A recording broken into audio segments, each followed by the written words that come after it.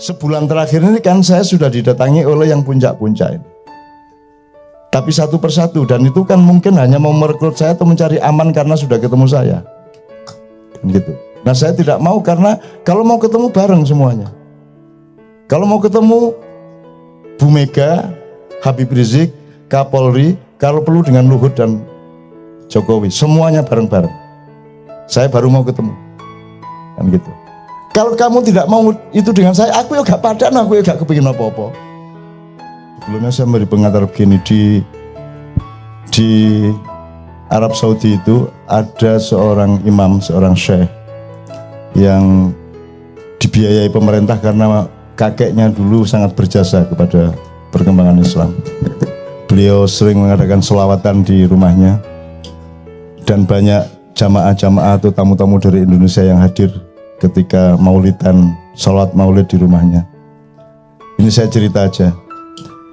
Beliau ini kalau ingin nasihat dari Rasulullah SAW, beliau selalu mencoba melakukan syar'i sholatnya, sholat khusus untuk bertemu Rasulullah itu sampai hari ini belum pernah berhasil. Sehingga kalau beristikharah itu beliau belum pernah berhasil untuk mencapai satu kualitas kebersihan dan kesucian hidup untuk bisa bertemu dengan Rasulullah. Nah kalau beliau punya keperluan sesuatu yang sangat penting, misalnya bikin musola atau bikin apa, itu di tempat yang sebelah mana, di tanah yang sebelah mana, dia ingin tanya Rasulullah, dan caranya bertanya kepada Rasulullah adalah beliau mengundang seorang kiai dari sini ke sebelah timur sana. Saya tidak akan sebut daerahnya, nanti di data. Beliau dikasih tiket ke sana, terus beliau nanti diminta untuk beristikharah, dan beliau yang ketemu Rasulullah, terus kemudian Rasulullah dawuh apa, dikasih tahukan kepada syekh ini. Karena kiai ini seorang yang sangat bersih, seorang yang tidak pernah putus wudu, seorang yang tiap malam santri-santrinya membaca semua hizib, orang yang selalu berpuasa, orang yang sangat suci, yang dia bisa membakar gedung tanpa api, gampangannya gitulah, wis pokoknya semuanya itulah ya. Nah kemarin kiai yang sering ketemu Rasulullah itu telepon saya, dan itu tiba-tiba siang-siang saya ditelepon, loh Pak Yai enten apa kok kudu ngaren sampean telepon saya. Cak, ini saya didhawuhi Rasulullah ini. Nggih pripun, gimana? Perang Cak, perang Cak. Wah, Rasulullah dawuh perang. Lu nek diperangi perang, mau lewat jalan apa? Hukum milik mereka, uang milik mereka, pemerintah milik mereka, semua alat peperangan milik mereka semua.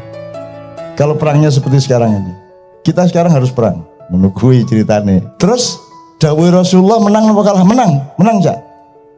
Terus kita harus perang berubuh, pakai gelar perang gajah neto apa ini gelar, enggak Cak, serangan malam saja. Dan saya enggak akan omongkan ini, pokoknya gini dah. Pokoknya kalau sampai besok terjadi seperti yang dikhawatirkan hatinya banyak umat Islam di Indonesia ini, wes Cak, tak lakonane. Misalkan bagian Jogja, aku bagian gonku. Wes, dan itu cukup sederhana kok, tes wes. Gitu. Ini saya ceritakan kepada Anda semua supaya juga didengar oleh teman-teman kita, gitu ya. Kita nggak ngomong sara, kita nggak ngomong diskriminasi etnik. Kita itu cuman, kalau ayam ya memang kita sebut ayam, kalau kambing kita sebut kambing, kan cuman gitu kan. Tidak berarti kita sara gara-gara menyebut dia ayam. Tuh. Nah, ini sebenarnya peringatan untuk semuanya. Mbok sudah kita bareng-bareng. Wong Anda juga sudah menguasai semuanya gitu kok. Ini negara kan perusahaan, kekuatannya kan pada modal nomor satu, tidak pada perangkat politik. Perangkat politik kan cuma alat untuk penguasaan, untuk menerapkan modal-modal itu di mana-mana, dan semua kan sudah milik Anda ini. Sepak bola aja sudah Anda masuki kok. Keraton Jogja aja sudah Anda masuki, semua sudah milik Anda. Anda masih kurang apa lagi? Anda seperti api yang membakar seluruh Indonesia nanti suatu hari. Mbak sudah sekarang bareng-bareng omong-omong dialog. Ini saya ingin beliau nanti ngomong mengenai dialog. Dialog, duduk bersama seperti saya tulis tadi di Kompas, duduk bersama orang-orang tua bareng-bareng untuk menyelamatkan. Wong kita juga menerima semua kok selama ini, kok kapan umat Islam menindas orang lain? Penggawean wong Islam kan ditindas terus toh. Islam kan tidak punya bakat untuk menindas, bakatnya itu ditindas. Nggak begitu pinter menipu, kalau ditipu itu pinter banget. Gitu loh. Kita juga tidak terbiasa mencari ingin menjadi pemimpin, enggak. Yang kita juga tidak belajar untuk memilih pemimpin dan seterusnya lah, teman sekalian. Jadi saya ingin juga mengatakan, Mbok dipikir lagi semua ini, dipikir lagi, ayo duduk bareng, jangan semua diambil. Sebab tetap bukan hakmu, nanti kamu berhadapannya dengan tidak dengan kami loh. Kita ini bukan penghuni tunggal di Indonesia. Kita ini bukan makhluk satu-satunya yang diberi hak untuk tinggal di bumi. Ada banyak yang lain. Ada banyak hal yang tidak kalian ketahui dan juga mungkin tidak aku ketahui. Tapi aku meyakininya kalian tidak. Kalian akan kaget nanti oleh adegan-adegan, oleh ajal. Idza jaa ajaluhum la yastakhiruna sa'a wala yastaqdimun. La yastaqdimun. La yastaqdimun sa'atan wala yastakhirun. Kalau sudah tiba ajal, tidak bisa didulukan dan tidak bisa diakhirkan, ditunda. What is ajal? Kita menerjemahkan dengan lugu kematian. Saya tidak mengatakan itu salah, saya cuma ingin mentadaburi itu momentum. Kalau momentum sudah datang, trigger itu sudah datang, maka tidak bisa ditunda dan bisa dijulukan. Jadi semua yang bikin ribut selama ini 4112 itu kan ada trigger satu momentum, dan itu tidak bisa dibikin oleh manusia. Termasuk yang terakhir yang menyangkut Kiai Ma'ruf Amin itu kan ada triggernya. Itu triggernya kan tidak sengaja. Kok menjadi seperti itu? Jadi siapa sebenarnya subjeknya itu? Wong yang bersangkutan sendiri yang seolah-olah subjek itu kaget dengan efeknya kok kayak gitu. Berarti ada subjeknya. Jadi Allah Maha Bekerja. Allah Maha Bekerja, dan Allah di situ kami, bukan aku. Kami itu artinya Allah dengan staf-stafnya, bisa Jibril, bisa Mikael, bisa Anda, bisa siapapun. Nah, teman-teman sekalian, mumpung kita masih punya kemungkinan, kelemahan kita adalah kita terlanjur harus hidup di dalam konstelasi kalah atau menang. Ini kelemahan hidup. Semua masalah dalam hidup itu kan kalau bisa tuh win-win, menang dan menang. Kalau orang Jawa menang tanpa ngasorake, kalaupun terpaksa menang tanpa ngasorake kan gitu.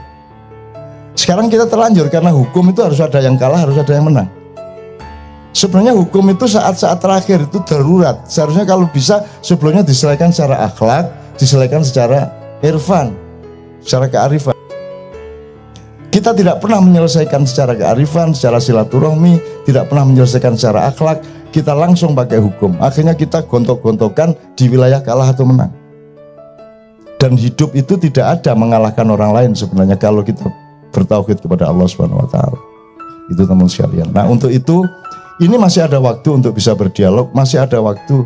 Saya mohon izin ya, saya tidak sebut namanya, tapi sekarang kalau dulu kan saya cuma disambati oleh segmen, eselon segini, di wilayah-wilayah kerja yang bermacam-macam dari bangsa dan pemerintahan kita. Sebulan terakhir ini kan saya sudah didatangi oleh yang puncak-puncak ini.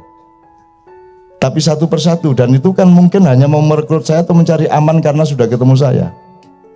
Gitu. Nah, saya tidak mau, karena kalau mau ketemu bareng semuanya.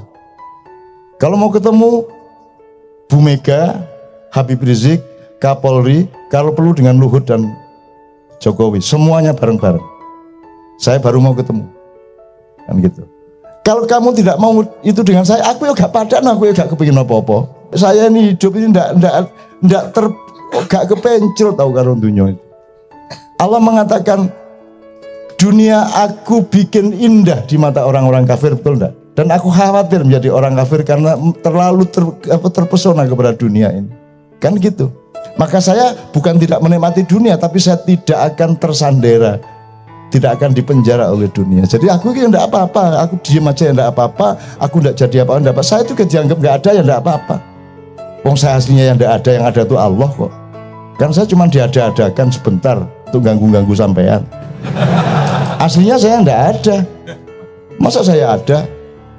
Enggak masuk akal bahwa saya ada. Yang masuk akal ada hanya satu, yaitu Allah Subhanahu wa ta'ala. Kalau ada yang lain selain Allah, itu berarti Allah mengada-adakan untuk sementara waktu selama outbound tadi itu.